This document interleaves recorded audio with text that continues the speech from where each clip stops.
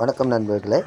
இன்றைக்கி வந்த கஸ்டமர் வந்து அவரோட டேங்கி அடிக்கிற நேரம் பெட்ரோல் வந்து நாற்றம் அடிக்குது, பெட்ரோலில் நாற்றம் ஒன்று வருது, பெட்ரோல் கசிகிற இருக்குன்னு சொன்னார். இருங்க நம்ம டங்கியை கழட்டி பார்ப்போம். டங்கியை கழட்டி பார்த்தா டங்கியில் பாருங்கள் சின்னதாக ஒரு ஓட்டை ஒன்று தெரியுது பாருங்கள், சீட்டுக்கு கீழே.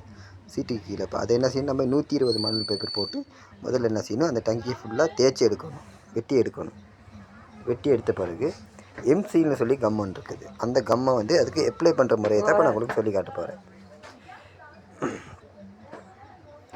இந்த மாதிரி 2 கம்மையும் ஒரே அளவுக்கு எடுத்து ரெண்டையும் நல்லா மிக்ஸ் பண்ணிக்கணும். மிக்ஸ் பண்ண பிறகு என்ன செய்யணும், அதுக்கு அப்ளை பண்ணணும். அந்த மணல் பேப்பர் போட்டு வெட்டி தேய்ச்ச இடத்துக்கு அப்ளை பண்ணணும்.